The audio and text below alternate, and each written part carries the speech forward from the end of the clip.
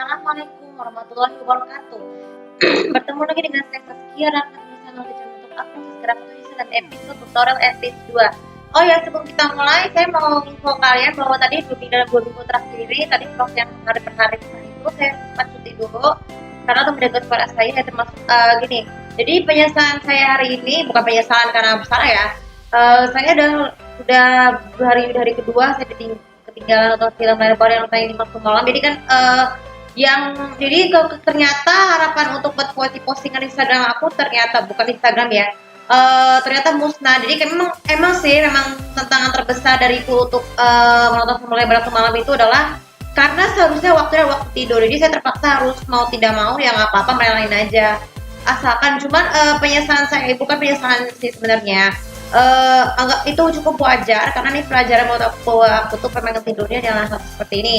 Nah, terus untuk masalah libur vlog 2 minggu ini, jadi saya tuh harus jaga suara terlebih dahulu karena kebetulan suara saya kan lagi ini ya.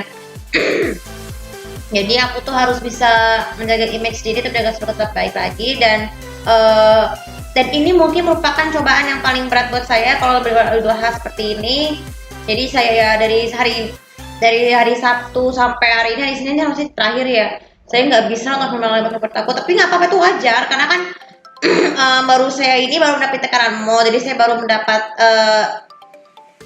pelajaran yang berharga. Jadi kalau kalian yang masih mengharapkan untuk tidur ya, jangan sekali-kali nih ada peringatan untuk malam, jangan sekali kalian begadang guys. Jadi begadang itu juga bukan hanya meresiko menimbulkan penyakit, tapi juga perubahan sikap kalian jadi seperti itu dan membuat kita cepat lelah pada keesokan harinya. Nah, sekarang di topik kali ini saya akan menjelaskan tips bagaimana cara untuk menjaga hardware internal laptop atau PC ya. Jadi gini, kan komputer itu dibagi menjadi dua jenis hardware, ada input dan output ya. Yang terdiri dari mouse, keyboard, terus monitor, terus printer, speaker, dan juga yang paling terpenting sekali adalah ini apa namanya DVD ROM, webcam ya. Jadi kan gini, cara untuk menjaga ini memang membutuhkan hal yang harus jaga baik. Yang pertama adalah untuk monitor. Untuk monitor, kalau pernah kita menggunakan laptop, jangan sekali nyalakan terlebih dahulu CPU dulu sebelum menyalakan power yang ada pada CPU ataupun tapi CPU itu kan sekarang ada dua jenis ya. Yang sekarang ini bentuknya LED, sama sih seperti TV. Nah, jadi CPU itu kalau mau menjaga itu supaya jangan terlalu sering-sering mengatur ketara cahayanya terlalu terang. Terus kemudian jika layar tersebut tidak boleh terlalu redup atau terlalu terang, cukup dengan batas normal sesuai dengan kebutuhan tujuannya untuk kebutuhan mata. Nah, kalau perlu akses terjangkau monitor adalah dengan adanya layar pelindung mata ataupun eye screen monitor ya. Jadi tujuan filter, jadi supaya tujuannya selain kita mendownload aplikasi eye filter untuk laptop seperti Flux dan Sunset Screen, layar pelindung laptop itu tuh juga atau PC itu berguna juga untuk menjaga kesehatan mata dari radiasi sinar biru atau blue light ya.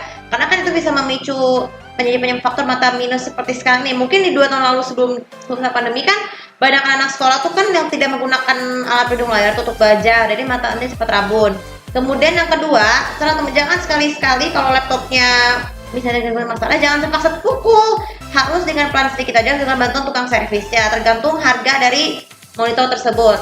Kemudian untuk keyboard, nah keyboard itu kan sekarang dibagi menjadi dua jenis, ada keyboard wireless dan USB. Cara untuk menjaga keawetannya adalah, nah untuk keyboard eksternal ya, yang jenisnya PC, kalau yang jenisnya untuk USB PC ini, kalian jangan harus selalu rutin membersihkannya setiap kali mulai hari supaya debu-debu yang ada mendapat dari keyboard tidak terus menerus yang menjadi faktor kerusakan keyboard laptop. Jadi harus kalau ada ukuran kecil cukup segini aja, cukup dibersihkan dengan cotton bud, tapi jangan dimasukin air karena apalagi permukaan keyboardnya jangan sampai terkena air karena juga kerusakan. Cukup dengan kain yang agak basah. Kemudian untuk melindunginya kita perlu plastik lapisan pelindung laptop yang agak lembut ya, supaya yang kayak ini sampai gitu. Nah, tujuannya untuk melindungi laptop dari benda-benda asing. Ini untuk laptop yang untuk jenis untuk keyboard jenis yang untuk laptop. Kemudian kalau mau mengawetkan hardware insert keyboard laptop jenis USB, penggantinya adalah dengan wireless ya. Jadi wireless keyboard ini kan menggunakan baterai, jadi kita harus menghemat baterainya. Jadi tujuannya supaya kabelnya tidak jadi berantakan ketika di meja, dan juga untuk menghemat baterai. Nah, mungkin untuk menghemat baterai keyboard eksternal jenis wireless ini kan biasanya kan cepat habis tuh kalau masih pakai. Harus selalu beli jadi paket baterai jadi seperlunya supaya bisa menghemat. Kemudian untuk mouse ya, cara untuk menghemat keawetan mouse adalah jangan terlalu kasar dalam menggeser kursor daripada bikin terlalu keras. Kalau keklik sendiri kalian bisa menggunakan control panel. Kemudian yang kedua, bersihkan juga selalu seperti layaknya monitor, atau harus dibersihin juga supaya tetap bersih, asal jangan terlalu basah. Terus jadi kalau keyboard mouse itu jangan sampai kena dalamnya ya, harus pelan-pelan sedikit. Nah, untuk mouse jenis yang wireless, kalau untuk menghemat baterai sama aja. Jangan campurkan baterai yang lama dengan yang baru supaya mouse kita cepat rusak permanen, baik menggunakan baterai ataupun yang tidak menggunakan baterai. Kemudian untuk printer, nah kalau printer mungkin kayaknya harus selalu dilihat juga ya, karena agak sulit. Pilih printer yang paling aksesoris yang paling aman adalah dengan adanya diletakkannya di atas meja yang agak rendah, asal lembut dan juga terlepas dari dan terhindar dari tekanan beban barang-barang banyak seperti itu. Jadi printer harus selalu dibersihkan supaya bersih bentuk dalam, asal jangan terkena optiknya supaya printer bisa gampang digunakan. Dan yang terakhir adalah tentang speaker kan juga merupakan alat pengeras suara, itu juga berguna juga untuk laptop, untuk PC, juga untuk HP, dan juga untuk bisa ukuran kecil. Cara untuk menjaga keawatan speaker, jangan terlalu sering menggunakan speaker apabila keadaannya sedang tidak ramai. Caranya cukup dengan menggunakan speaker yang tersedia aja hanya untuk laptop ya. Kalau untuk yang untuk jenis speaker yang ada volumenya, jangan terlalu besar atau kecil. Kenapa? Suaranya jangan terlalu besar. Kenapa? Karena kan seperti kita menggunakan headphone atau headset ponsel, speaker itu juga harus jaga suaranya dengan normal aja, supaya meskipun kalau di normal baik dari komputer ataupun dari speakernya, supaya tidak terjadi kerusakan sebelah atau mati dua-duanya. Nah, seperti itu, jadi tidak boleh dipakai. Nah, sekarang pesan buat kalian, pentingnya untuk menjaga hardware eksternal komputer terhadap dari kerusakan adalah kita bertanggung jawab untuk bekerja.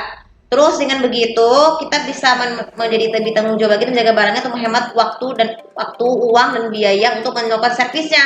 Karena servis untuk memperbaiki semua hard disk untuk hardware eksternal itu adalah mahal. Jadi kalau diwajibkan harus selalu menjaga hardware tetap baik. Kalau perlu silakan gunakan alarm yang ada di aplikasi komputer kalian untuk menentukan waktu kapan harus istirahat supaya tidak awet lagi ya, supaya tetap awet lagi seperti biasa. Oke, video kali ini semoga bisa manfaat, dan seperti biasa untuk follow sosial media aku, komen juga subscribe ke review di sini untuk tahu bagaimana cara menjaga hardware eksternal laptop atau komputer menurut versi kalian. Terima kasih. Assalamualaikum warahmatullahi wabarakatuh.